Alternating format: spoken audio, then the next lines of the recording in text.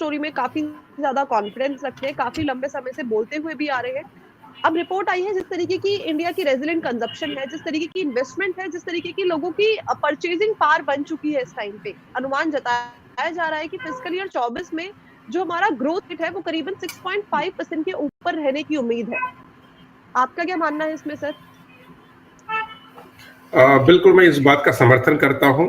और मैं अपने बात की शुरुआत जो है रचित जी की एक बात से करूंगा कि यहाँ नहीं जाएंगे तो कहाँ आएंगे। देखिए, इंडिया की ग्रोथ स्टोरी लास्ट 9 सालों में जिस हिसाब से बढ़ रही है, ग्लोबल प्लेयर्स का, इंडियन जो प्लेयर्स हैं उनका तो है सॉरी, ग्लोबल प्लेयर्स का कॉन्फिडेंस धीरे धीरे बिल्ड हो रहा है और बढ़ रहा है। सिर्फ बिल्ड नहीं हो रहा है, बढ़ भी रहा है। ग्लोबल प्लेयर्स अपना हाथ बढ़ा रहे हैं। इंडियन डिफरेंट मतलब लेफ्ट राइट सेंटर इन्वेस्टमेंट की, अभी कुछ दिन पहले बिहार में जिस हिसाब से इन्वेस्टमेंट पिछले 10 सालों में नहीं हुआ था। मैं इसकी बात नहीं करूंगा कि गवर्नमेंट कौन सी थी, गवर्नमेंट कौन सी है। ओवरऑल इंडिया की ग्रोथ स्टोरी के अंदर में ही वो बिहार भी पार्ट आ जाता है, जहां पर इतनी बड़ी इन्वेस्टमेंट पिछले साल 15 सालों में पहली बार घुसी है। और इस तरह से धीरे धीरे इनफैक्ट आज आज रिमोट एरियाज में भी जो है कहीं ना कहीं जो है वो रीच हो रही है। लास्ट लास्ट पर्सन तक हमारी रीच जो है, गवर्नमेंट की रीच पहुंच रही है, चाहे वो स्टेट गवर्नमेंट हो, चाहे वो सेंट्रल गवर्नमेंट हो। देखिए, ओवरऑल अब स्टेट गवर्नमेंट भी या रीजनल पार्टीज भी जो है ना, वो ये बात को समझ रही है कि डेवलपमेंट करके ही हम लोगों के नजर में रह सकते हैं, और डेवलपमेंट के अलावा दूसरा कोई ऑप्शन नहीं है।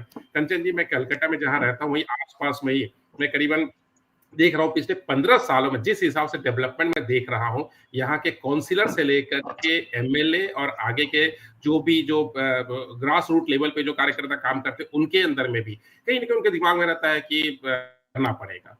मतलब सोसाइटी के लिए, समाज के लिए, मतलब जो 10 साल पहले देखा जाता था। तो ये सारी चीजें जो है वो इंडिया के पर्सपेक्टिव में दिख रही है। डेफिनेटली इन सब का रिजल्ट जो है लोगों की परचेजिंग पावर पे भी बढ़ रहा है, लोग एजुकेट हो रहे हैं, लोग अर्निंग के नए नए रास्ते खोज रहे हैं, उनको अपॉर्चुनिटी मिल रही है। और इन सब का ओवरऑल जो रिजल्ट आ रहा है वो हमें मार्केट में भी दिखता है, लोगों की लाइफ स्टाइल में भी दिखता है, और इंडिया की इकोनॉमिकल ग्रोथ में भी दिखता है, और वो नंबर्स में भी दिखते हैं। तो 6.5% की जहां बात हो रही है, मेरी कैलकुलेशन जो मैं देख रहा था कहीं पे, और कुछ स्टेटिस्टिकल कैलकुलेशन भी थोड़ा बहुत कर लेता हूं बहुत ही हल्के तौर पे, तो 6.8 6.9 ये मैंने कहीं देखा भी था, उसके हिसाब से मैंने जो कुछ कैलकुलेशन भी किया था, तो ये आ रहा था। और 6.8 6.9 एक बहुत अच्छी और बहुत ही हेल्दी नंबर्स है। तो मुझे लगता है कि इस नंबर्स को हम जरूर टच करेंगे, और इसका इम्पैक्ट जो है ओवरऑल लोगों की life style, purchasing power, consumption, इन सब पे दिखेगा। जी, ठीक है। तो जान लिया है कि हमें एक अच्छा खासा ग्रोथ रेट देखने को मिल सकता है, और हमारी जो इकोनॉमी है वो काफी उभरती हुई इकोनॉमी बनती हुई सामने दिख रही है। अगर वर्ल्ड से कंपैरिजन करा जाए तो इंडियन जो इकोनॉमी है वो काफी ज्यादा फास्टेस्ट ग्रोइंग इकोनॉमी है as compared to other countries. ठीक है, काफी सारी जानकारी ले ली है हमने बाजार के बारे में। ओवरऑल किस तरीके का लग रहा है ये साल, आने वाला टाइम किस तरीके का लग रहा है, किस तरीके के अप्रोच को हमें मेंटेन करके चलना चाहिए। अब बात करते हैं